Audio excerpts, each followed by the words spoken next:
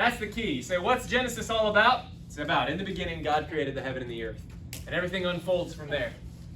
The next one that we'll all turn to is Genesis chapter 3, verse 15. Genesis 3, verse 15.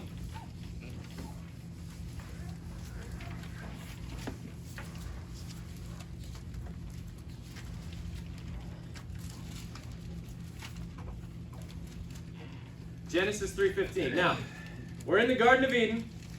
Adam and Eve done messed up.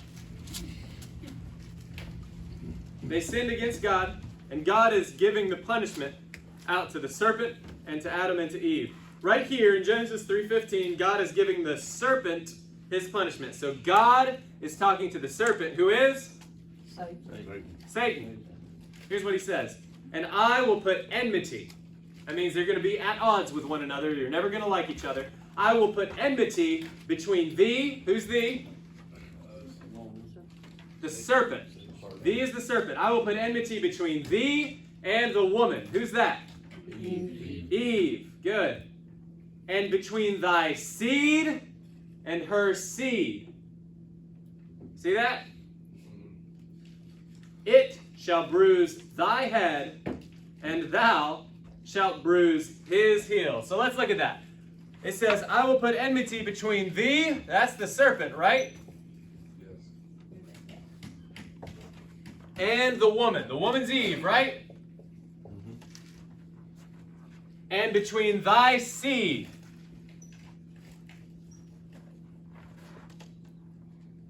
and her seed. Now what's going on here? Have you ever met a woman with seed? Seed comes from a man. That's a biological fact. That's the truth. Seed comes from a man. How does a woman have a seed? You ever heard of a woman having a baby without a man involved? I can think of one. Yeah. What was her name? Mary. So who do you think the seed is? Christ. A woman's seed. Who was it? Christ. Jesus Christ is the seed.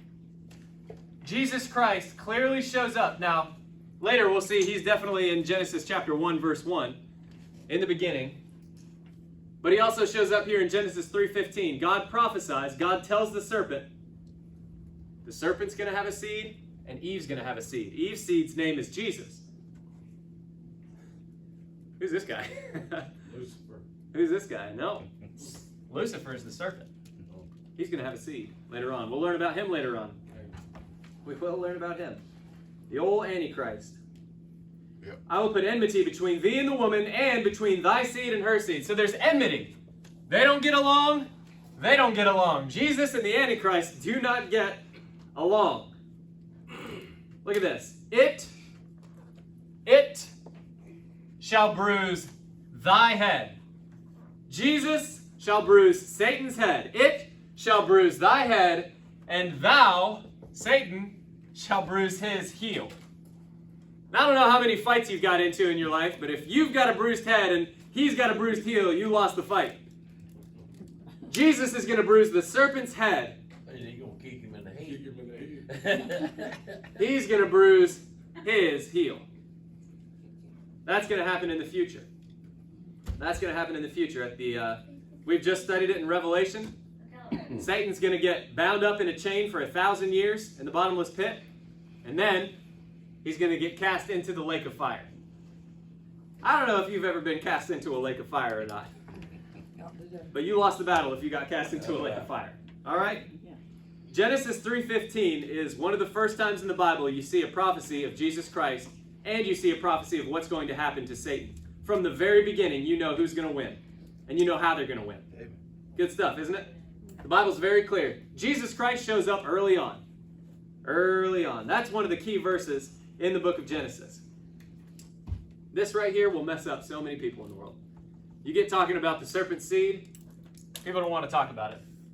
Did you know Satan has a physical seed? Is Jesus a real physical person? Yes. Why wouldn't that be a real physical person? Yep. Everybody's going to say, oh no, that's just the devils and, bad people. No. This is a real man. This is a real man. He's really going to come and he's really going to show up on this earth not too long from now, and he's really going to look like this. And everybody in the world is going to think it's this. And you and I won't be able to say anything about it because we'll be with him up in heaven, laughing at the rest of them. That's the book of Genesis. We will talk more in detail about that book while we go through it. I just wanted to give you a big overview. Those are the key verses. You can see why that verse is so important. Genesis 3:15, very important verse. If somebody says, why do you need the Old Testament? You can take them straight to Genesis 3:15. Show them. Here's why. It's got something important about Jesus Christ.